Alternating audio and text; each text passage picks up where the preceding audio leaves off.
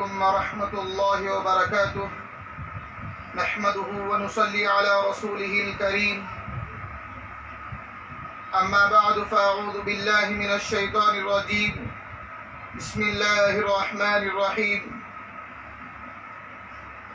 ذلك الكتاب لا ريب فيه هدى للمتقين الذين يؤمنون بالغيب ويقيمون الصلاة ومما رزقناهم ينفقون. صدق اللہ العظیم.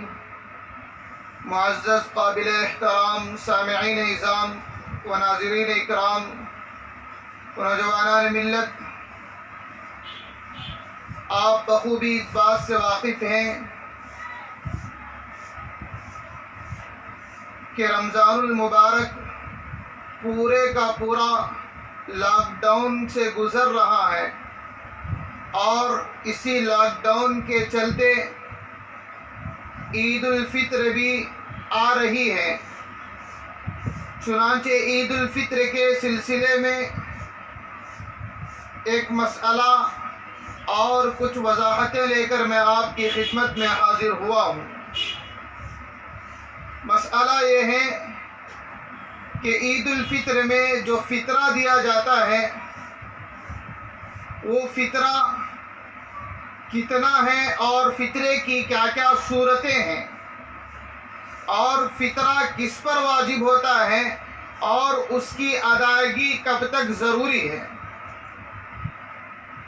تو اس کے سلسلے میں یہ سمجھیں کہ فطرہ ہر اس شخص پر واجب ہوتا ہے جو مالک نصاب ہو، جس کے پاس 7.5 تولہ سونا یا 52.5 تولہ چاندی یا ان میں سے کسی ایک کے قیمت کے برابر بھی مال ہو. اس پر سال گزرا ہو یا نہ گزرا ہو، اس پر فطرہ واجب ہو جاتا ہے. اگر کوئی فطرہ سوال یہ کرتا ہے کہ فطرہ کتنی چیزوں کے اندر تقسیم ہے، فطرہ کن کن چیزوں کے بقدر ادا کیا جاتا ہے، تو احادیث کے اندر 4 چیزیں بتائی گئی ہیں، فطرے کی 4 صورتیں بتائی گئی ہیں. ایک وہ فطرہ جو کشمش سے ادا کیا جاتا ہے، منقع جس کو کہا جاتا ہے، اس کے ذریعے سے ادا کیا جاتا ہے. دوسرا فطرہ جو کھجور سے ادا کیا جاتا ہے. تیسرا فطرہ جو کے مقدار سے ادا کیا جاتا ہے. چوتھا فطرہ جو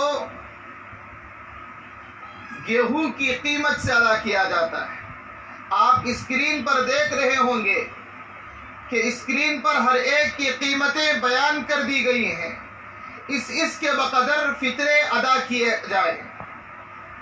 اس کو ہم 3 لوگوں کے اندر تقسیم کرتے ہیں کہ سب سے پہلے معمولی فطرہ، جس کو گیہوں کا فطرہ کہا جائے، وہ حضرات ادا کریں جن کے پاس مالک نصاب ہونے کی حیثیت تو ہے، مگر وہ اپنے اندر اتنی استطاعت نہیں رکھتے، ان کے یہاں غریبی ہے.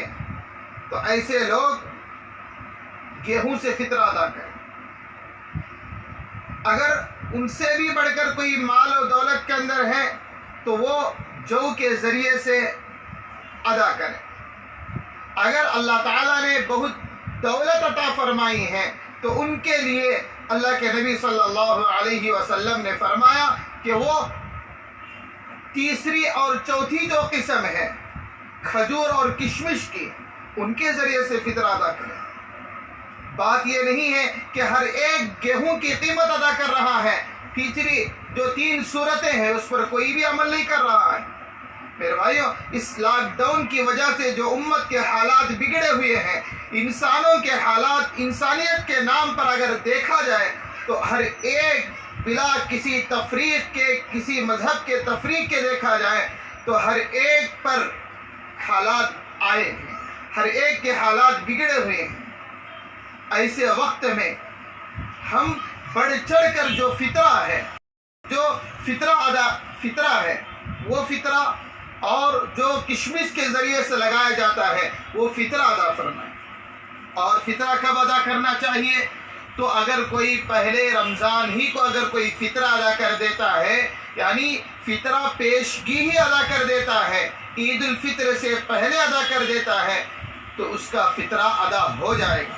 اور ویسے بھی عید الفطر سے پہلے ہی ادا کرنا چاہیے، فطرہ عید الفطر سے پہلے ہی ادا کرنا چاہیے۔ عیدگاہ سے پہنچنے سے پہلے اللہ کے یہاں فطرہ ادا کر کے یہ بتلانا ہے کہ اللہ ہم نے اگر رمضان المبارک کے روزوں میں کوتاہی کی ہے، کمزوریاں جو ہماری ہیں ان کو اس فطرے کے ذریعے سے درست فرما دے، ان کمزوریوں کو ختم کر دے، اس یہ بتانے کے لیے فطرہ ادا کرنا بتایا گیا۔ چنانچہ معلوم یہ ہوا کہ عیدگاہ پہنچنے سے پہلے، عید کی نماز ادا کرنے سے پہلے فطرہ ادا کرنا چاہیے۔ بعض لوگ یہ سمجھتے ہیں کہ فطرہ جتنا ہے اتنا ہی ادا کریں، اس سے روپیہ زیادہ نہیں، 10 روپیہ زیادہ نہیں۔ تو میرے بھائیوں، حالات کے اعتبار سے یہ بات ہمیں سمجھنے کی ضرورت ہے کہ 70 روپیے کے اندر جو فطرہ ادا کیا جاتا ہے، فطرہ تو آپ ادا کر دیں گے، فطرہ تو ادا ہو جائے گا، مگر اس سے کس کا بھلا بنے گا؟ اس سے کس کے گھر کا جینا چلے گا؟ اس سے کس کے گھر کی روٹی روزی چلے گی؟ 70 روپے میں کوئی گھر کا گزارا کر سکتا ہے؟ اس کی سوچنا چاہیے۔ اور تیسری بات یہ ہے کہ فطرہ اگر باپ ادا کر دیتا ہے، تمام بیٹوں کی طرف سے باپ ادا کر دیتا ہے تو کیا فطرہ ادا ہو جائے گا؟ ہاں میرے بھائیوں، کسی بھی کی طرف سے کوئی بھی ادا کر دیتا ہے، باپ بیٹے کی طرف سے، بیٹا باپ کی طرف سے، یا کسی بیوی شوہر کی طرف سے، شوہر بیوی کی طرف سے ادا کر دیتا ہے تو فطرہ ادا ہو جائے گا۔ اور بہت ضروری مسائل یہ ہے کہ عیدگاہ پہنچنے سے پہلے ہم فطرے کو ضرور ادا فرما دیں، اور اپنے علاقے میں، اپنے محلے میں، اپنے رشتہ داروں میں تحقیق کر کے دیکھیں، جانچ کر کے دیکھیں کہ کون غریب ہے، کس کے گھر کا گزارا چلنا مشکل ہے، ان کو تلاش کر کے اپنا فطرہ ادا کریں۔ اللہ تعالیٰ سے دعا ہے اللہ تعالیٰ ہم سب کو صحیح معنی میں ان مسائل پر عمل کرنے کی توفیق عطا فرمائے۔ وما علینا الا البلاغ۔